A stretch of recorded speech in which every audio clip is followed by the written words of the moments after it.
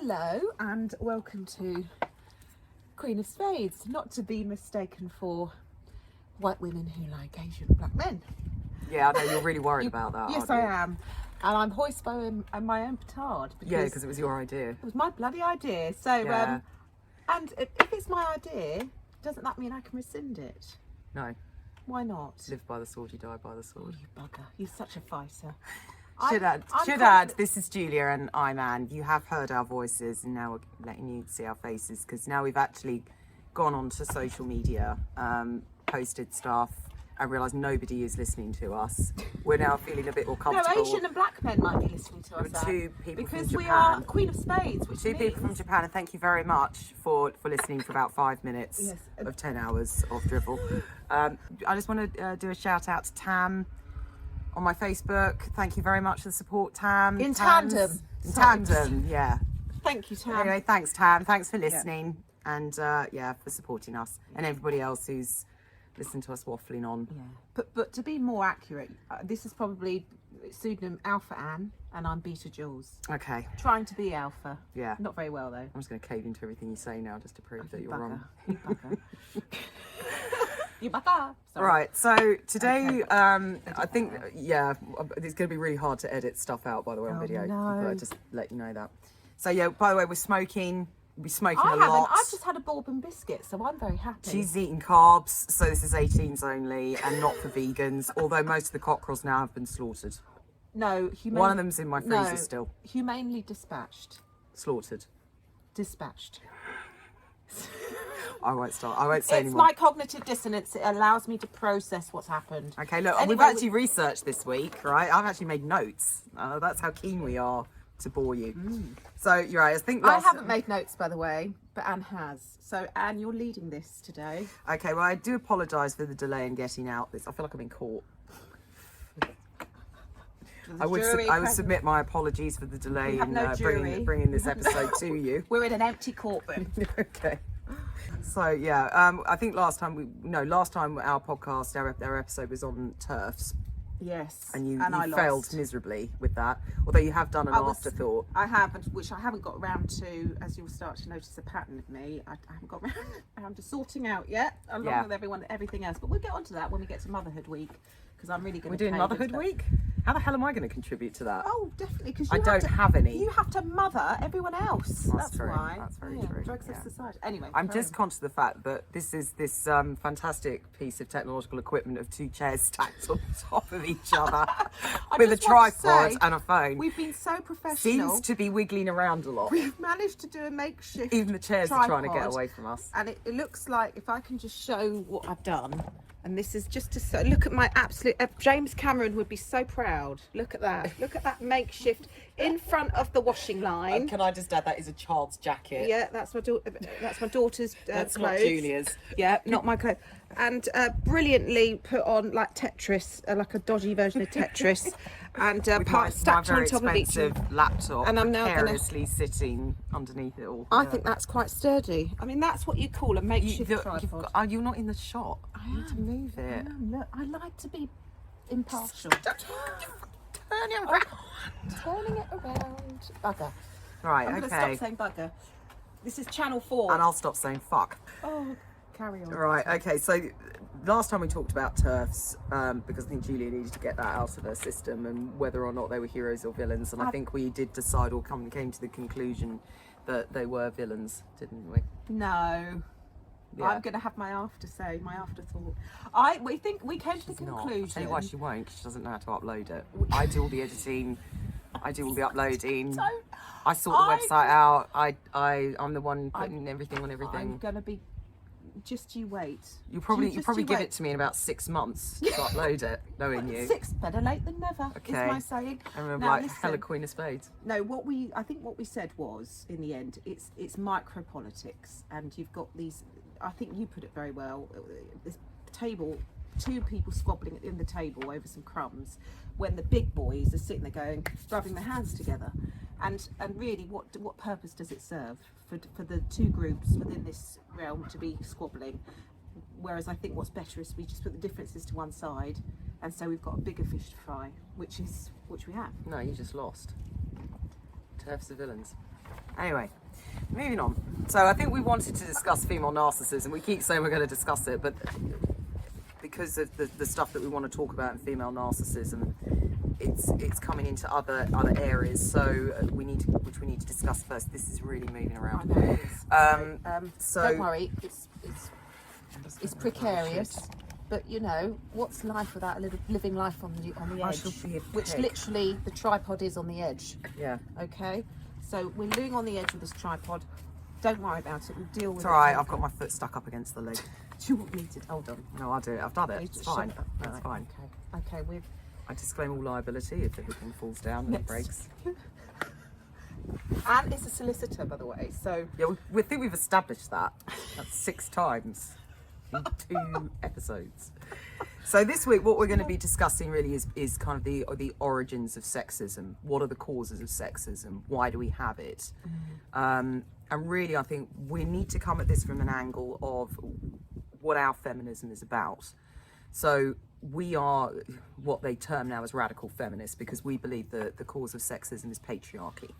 yeah. Now there are lots of different types of feminists. You have when people think of feminists, really what they're thinking of are liberal feminists, and they are people who seem to think that the problems in society come from almost an accident. So it's just a question. Nobody set out to discriminate. Nobody set out to prejudice. Or even if they did, so what? That's history. That time's over. We need to focus on actually making practical legislative changes to end it if it is there, and addressing each area of sexism. Well, it's like my daughter said to me the other day, which says it all. Mummy, why are you reading up about women's rights? Mummy, why are you doing that? It's all sorted out, Mummy. Yeah. It's all been sorted out. Which is the common myth. So this is Which this is why something it's important we talk about it. Well, because my argument against liberal feminism is that you can't just keep making piecemeal change, and I think most non-liberal feminists would argue this, is that the reason we're going to keep coming up against these problems, new ones will arise. We will get rid of old ones and new ones will arise, because we're not actually attacking the main cause of it, the underlying insidious reason for the it, cancer of it. It's which not, is the thing is, it's the not, patriarchy, it's not benign. and it is. It's not benign, and that's where going back to the trans term thing. It's benign. It's on the whole, it's a benign lump. Yeah. Whereas patriarchy and oppression, and actually thousands of years of patriarchy, it's been a cancer. It's been a cancer on our society. Well, it's going to keep it going because everything is modelled on a patriarchal system, and that's what we kind of touched on in the first episode in debut. Was everything seems to be in a patriarchal footprint. It's the shadow that's over everything in every institution, organisation, political system, economy, everything. It's all and also built on patriarchal models. The feeling is that I get is that women should change to adapt to men's behaviour. Men shouldn't adapt to women. Yeah. And this is another thing I really struggle with, because ultimately women die at the hands of men. Yeah. Okay, women, like we're going to discuss in female narcissism, women can be awful. Yeah. Don't get me wrong. They generally don't lash out with violence. No. They generally don't rape. They generally don't murder. Just to put it out there, and the statistics can really reveal everything. So yeah. We can't deny it. Well, Male violence on women is a thing. Well, the male first violence in general. Well, is a yeah, I fact. mean, this actually leads on to the first point, which is, do we still have sexism? Now, I'm not going to linger on this point, because this is the deliberately obtuse, misogynist argument, is we don't have sexism anymore. Well, we do. And if you want to take it very extreme examples, because I'm not going to spend an entire podcast having a stupid argument that they know is false, and they're just making a misogynistic point. I just want to say. Sorry, we just had a technical issue. I just want to say I do recognise the fact that I look like I've just walked out of Madame Tussauds. It is just, I've probably overdone it with the oil. Just wanted to point that out. Okay, go on. I'm going to suck my cheeks in from now. I'm going to suck a young man. Oh, young man. So I'm sucking my cheeks in. I didn't say anything else. Young Asian man. All right. Queen is that? Okay, ready. I'm going to cut that racist thing out. Yeah. So no, what we were saying was this, about examples of sexism towards women. All you need to really look at is just the level of violence that there is against women in the world. So one woman is killed every 11 minutes in the world. These are statistics from the UN and the UN's Council on Women. In Britain, one woman is murdered every 3 days. You're talking, I think it's about 137 women a year. are killed. At the hands of domestic abuse. I would add that, well, no, over women. 53%, well, they're all by men. Yeah. And over 53% are by men they know or their partners. Yes. That is a thing that we need to mention, that there's the people they know. Isn't it? Well, Office of National Statistics, it tends to extremely underreport domestic violence. I mean, I think they reckon 1 in 5 adults suffers from domestic violence, and that is predominantly women. I think over 70% of those are women. You know, the statistics go on and on and on, like how many women are actually killed in their own home. You know, and we're not even getting onto levels of just domestic violence. I'm talking about women who've died. Yeah. These are women who are being killed. I think, is it 1 in 3 women now? 1 in 3. 3 women have suffered domestic violence. Well, can I just say as well, there was also an increase after the pandemic. So actually you can link, again, it goes back to Marxism here, but you know, unfortunately it's not going to get any better, it's going to get worse for women. Yeah. Because as women struggle to get on the housing ladder or move, because property's so expensive now, they're going to feel stuck and trapped with the partners. Yeah. Property is a massive thing in. Well, the biggest problem with women, and this is what we're going to come to discuss in different societies, like patriarchal versus matriarchal societies, is that it's women's pay. Now, the gender pay gap, which has been written off as a debunked myth, and I have no idea why it has or how it has.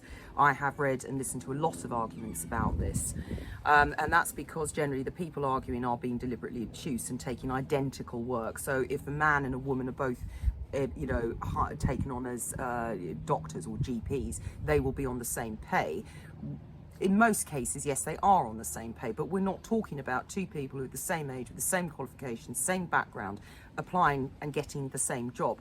What we are talking about is what is known as commensurate work. Now, I studied this in anti-discrimination law in 2001, so we're talking 22 years ago, okay, and this is how it has been since at least then, all right? And generally women are paid, women who women's roles, and this is what we call gendered roles, and again we'll go into this because pre-patriarchy we didn't really have gendered roles, and there's been this myth that has abounded, which particularly I think since the 2000s misogynists have clung to, that women can't do certain jobs. I mean, it's only in the last 5-6 years, is it, that women have actually been in combat roles in the army? Yet in Israel women have been conscripted along with men. Yes, they have. Since the inception of the state. So and Turkey, I think, wasn't Turkey one of the ones? I'm not sure anyway, about Turkey. But generally, you have particular jobs which women seem to go into. So, for instance, things like childminding, teaching assistant, nursing jobs, the caring jobs, sector, and men will go into sort of unskilled labour, that kind of thing. Now, that's what we would call like for like or commensurate work. And what you'll find is an unskilled male labourer will generally be paid more than, say, a female carer or a female childminder. So basically, we devalue women's work and women's contribution. Well, up until COVID, the pay gap. The pay gap had got down to about 1 or 2%. Since then, it has slightly increased, but that doesn't include part-time workers. And that's women who have to take time off for childcare. And generally the pay gap widens when the pay gap. So men are actually, on the whole, taken as a whole, women are only earning about 86% of what men earn. Yeah, which is why you could argue now that actually to get married is a good thing for women, from an economic point of view now, because actually it protects them. But are we going to get onto that in family law? Not necessarily, it's having children.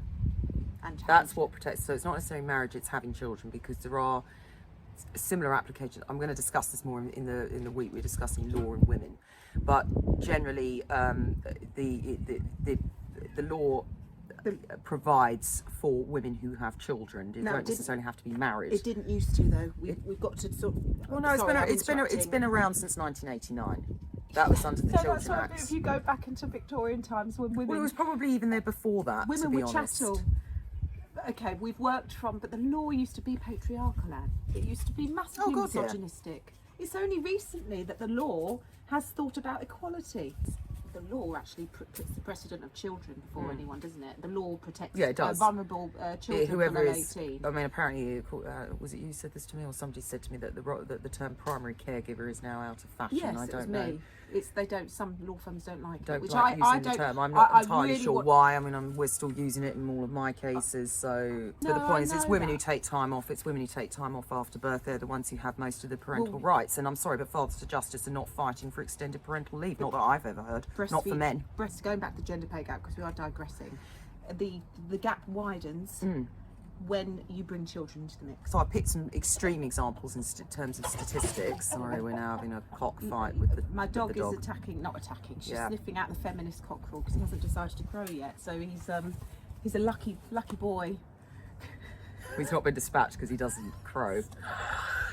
No, because then I don't have to worry because the neighbours won't. We're not exactly enticing people to matriarchal society here. No, we're not. Can we edit this out, Anne? Because it doesn't gel well with my values. It's a paradox. Okay. So those are sort of examples of sexism that I've given, but there is, like I'm saying, there's also everyday sexism that women do experience. And why do we still have this? I mean, the one thing I hear misogynist bleat is, "Oh, you have your rights. Shut up. You know, women have got the same rights as men. Shut up." And again, I'm going to talk about this more when it comes to women and the law. But you know, even the law recognises, and we discuss this a lot in jurisprudence, the theory of law is, you know, rights and attitudes don't begin and end with law. Law sometimes sets the mores, but other times mores dictate the law. And the point is that whilst the law has given women rights, these are not necessarily being enforced. And ultimately, the law is always open to interpretation, and it's also subject to things like a jury, 12 ordinary men and women bringing their prejudices into court. Still, at the end of the day, rape, it carries some of the lowest conviction rates than any other offence, which is generally 50-50. With rape, it's so much lower. I didn't actually manage to find a definitive statistic on this, but I think it was... I think in 2020 or 2021 they found that 9%, I'm just trying to remember what the Office of National Statistics said, something like 9% had gone to a conviction that have been prosecuted. Not only that, I mean, that's appalling.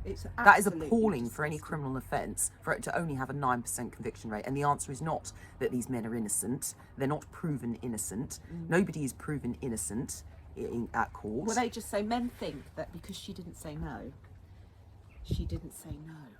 Which is rubbish, because there is this thing called paralysis. Well, no, I mean, generally the argument is no means yes. So even if you do say no, you're screwed. Yeah. So yeah, but that's the problem that we have with particularly when it seems to come to sexual offences, because they are indictable offences. They go to Crown Court. That means not magistrates, is that they then have jury trials, and it's much like the Johnny Depp Amber Heard trial, is that whose fan club is bigger. That's the problem. Juries are not accountable. That was bread and circus, though. That was all sensationalism. I haven't watched the whole thing. There's some elements to it I don't know who I agree with, but ultimately the entire world had made up its mind that Amber Heard was a liar before it even started. And at the end of the day, is who has the bigger fan club, and ultimately men are usually believed.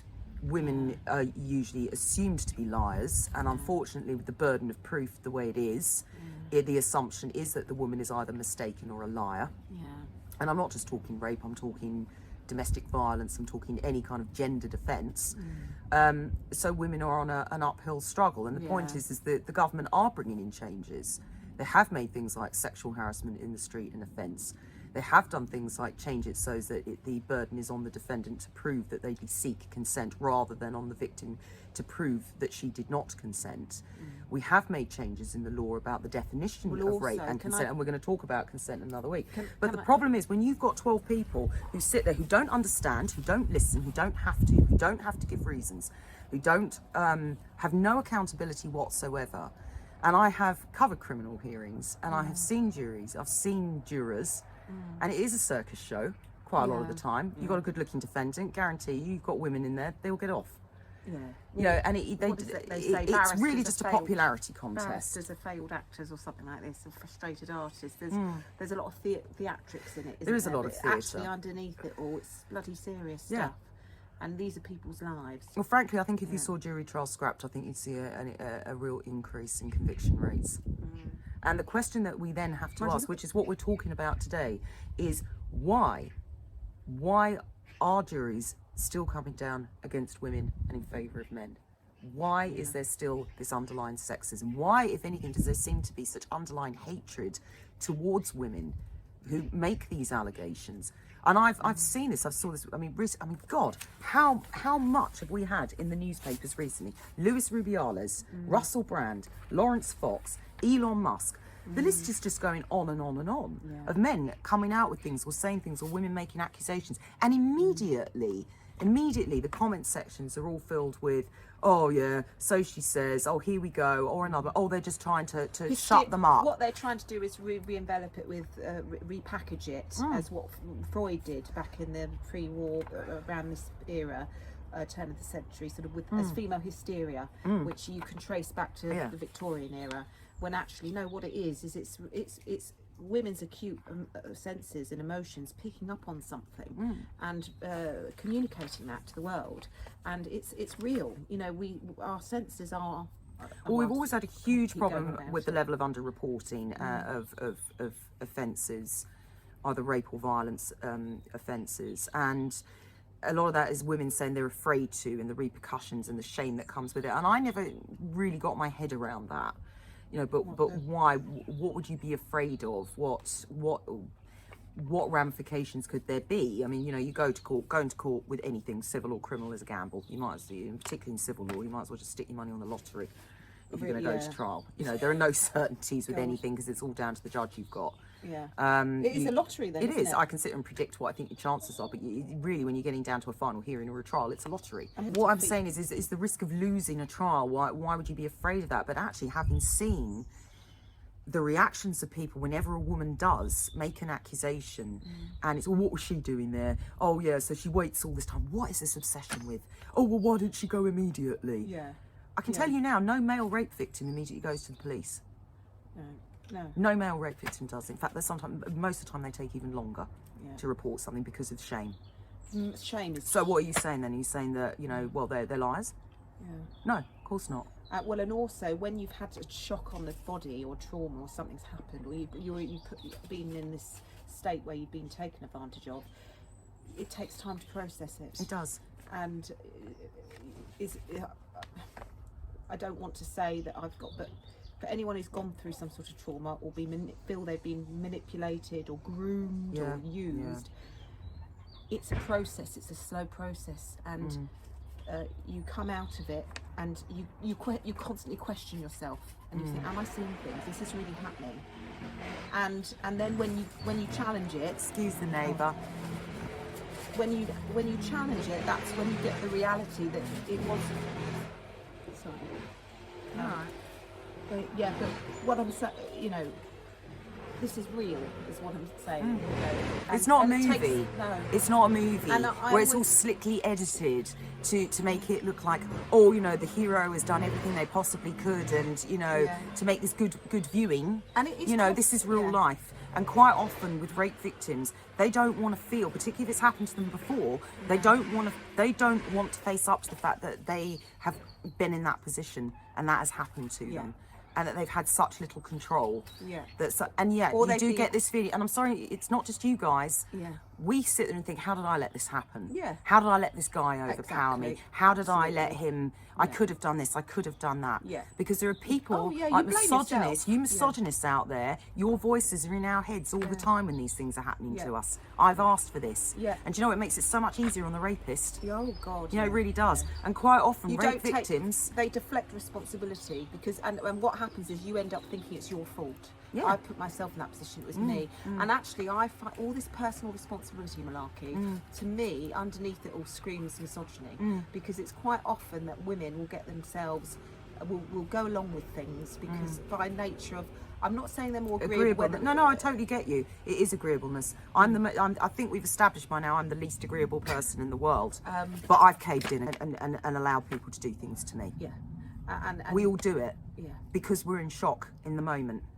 And you're trying to people please because that's what you feel society expects you to do, and it's just a maelstrom of sort of cultural toxic patriarchy that's encouraged you to submit and to completely go with what the other person wants. Well, the thing is, I've gone very And- much the other way. You know, even Yeah. like last night when a guy went to put his arm around my arm to move me, it was just the look in his face as he was doing it, sort of like this, leaning into me. And I told you, I just got one finger and I just pushed him like that. Thought, commensurate reaction, you know, don't want to be seen to be excessive, but immediately I'm made to feel like I'm oversensitive and, oh my God, all right, calm down, love, using one finger. Like Yeah, doing that. I know. All right, calm down, love. You are made to feel like you're overreacting when you are trying to protect yourself, when you do try to push that person off, you know. Yeah. And Or when you assert yourself. When you what assert makes yourself. me laugh is when a man asserts himself, he's allowed. He's a man. He's just being a man. When a woman asserts herself and wants to put in boundaries, really sensible boundaries in place, she's called entitled. She's called childish. yeah. All the names under the sun. Yeah. And I want to get to entitlement and boundaries in this sort of area. Well, this is because what I I'm do gonna think do. I'm women goes to liberal feminism because we've tried to make women like men. Now you've got this issue with anal Well, no, I sex. actually think it's- women have been cut, are being. Yeah, but no, having I issues actually with think no, anal I don't sex. think it's. I don't think it's feminism. I think it's actually misogyny. Limitation. That's it. I'm No, but- talking about limitation. That if you allow it, men will just keep going and going and going, and it's the woman who puts the boundaries in to limit. And I know you could trace this into evolutionary psychology, and I'm aware that conservatives have well and truly manipulated the discipline of evolutionary psychology to suit their own agenda.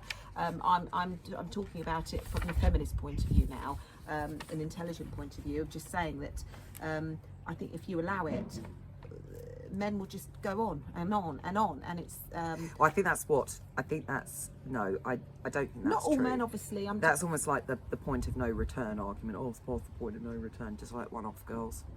I'm talking about. Seriously, let one off in the bedroom. There's always a return.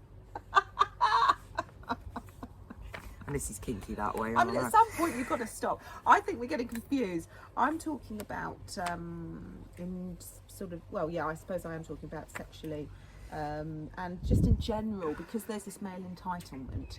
Men will just do what they want when they want. Well, this is what it comes back to: is this sort of sense of considering the needs entitlement. of others. Not always, but in general, there's this general feeling that that's been the case, and it's only now, ergo we're discussing it, that women are starting to come out again and say, no, we have needs, we have our feelings are legitimate, our feelings are valid. We get laughed at, we get shamed. Yeah. Like that's going back to What we said in you're the first saying. one, yeah. But you know, this is the thing. So we're pointing to the fact that, you know, even just having this discussion, I'm pretty sure misogynists are sitting there ranting at us, and the fact that we're still having these discussions, we're still having these arguments. You know, these things are still coming up in the news, and it's still been very much men pitted against women. I don't think we can sit there and say that sexism is gone, And also, that women's issues aren't still being discussed and they're not still relevant. and we can talk from personal experience that we have been taken advantage of.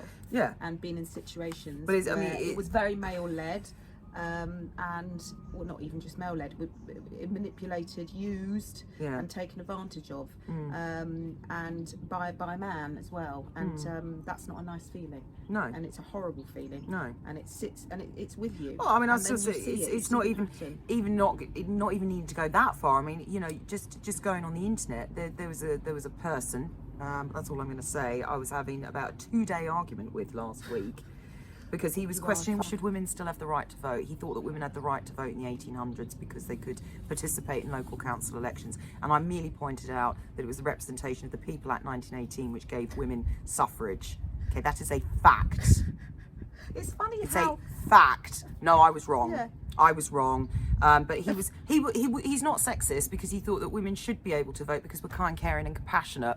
Oh, of course, that one. Yeah, that one. Trope. That one. Chauvinist trope. Yeah. So I'm a man. Yeah, Apparently. yeah. Oh, okay. Or I'm Yeah. unnatural. Oh, I of could course. probably So if hear a it from woman here behaves- gathering the firewood. You If know. a woman for behaves the- like a man, then that's seen Yeah. as something. Oh no, appalling, no. isn't it? I mean, apparently I'm thick. I'm useless. He didn't believe I had a law degree or anything. Of course he didn't, no. I'm obviously crap at my No, job because women can't- and in yeah, training. of I'm course, still in training, of which course. I actually was quite flattered by. They thought I was young enough to still be in training. To Yeah, be fair, of course. but yeah. Yeah. It's funny, So isn't it? and that went on Just for 2 days follows because the he had to have the last word. So if people are saying that sexism isn't out there, Yeah. you're being blind. You're Yeah. blinkering yourself. So what we're here to discuss today is why. Why do we still have sexism? And this is going back to what I was saying just before, in terms of liberal feminism and radical feminism, which is what we've been labelled as, and I hate that term because it's got connotations. We talk about terrorism and things like that, radicalisation. Really, I think it should just be feminism that, really what radical feminism is it blames patriarchy, which it blames misogyny. It doesn't blame men, okay? And it's very black. I know men love to jump to this victimhood thing. You're a misandrist for pointing out that I'm a sexist. Look, but, I've quite a few times, I've said to many men in my life, if only men were like you. I've said, not many, that's the sorry, probably on a handful. I know a handful of men. I'm sorry, but I know a lot of men. And I had turned around and they said, why can't all men be like you? Because the world would be a nicer place. I can safely say, I don't know. I can safely say every single handful. At work, when I go out to the pub, my friends, my family, I probably know more male feminists than I know female feminists. Yeah, that's something we. Okay, I've my cousin, he's a feminist. He's taught me a lot about feminism. Actually. So there are things I didn't even know about. Sort of getting into the realms of sort of philosophy, politics, and then that there's kind the of paradox of your dad, who was a complete chauvinist, My father but just was actually a very loyal to you, paradox. brought you up to be a bloody strong woman. Well, to be fair, I think he tried to beat that out of me, but that was. Oh, there we go. Yeah, but So, but we are daughters. I wanted to say that we're daughters of the We're daughters of the patriarchy. Daughters of the patriarchy. But this is a thing. We should call ourselves that instead of Queen of Spades. I know we should. I know. I want to change it, Anne. No, I we're want not to going change to now because it annoys you. But we are daughters of the patriarchy, and we are part of the problem. And we need to say this every week because. Well, the first thing we need to sort of, what is patriarchy? What is it? So this was Pernilla Stamler-Jalif, who is an investigative journalist. I'm just going to put some shoes on. Has a degree in journalism. And she defines patriarchy as a social system in which men hold primary power and predominate in the roles of political leadership, moral authority, social privilege and control of property. So, and we've already touched on this, so we've got gender pay gap being one of them. So women are often paid less than men for the same work.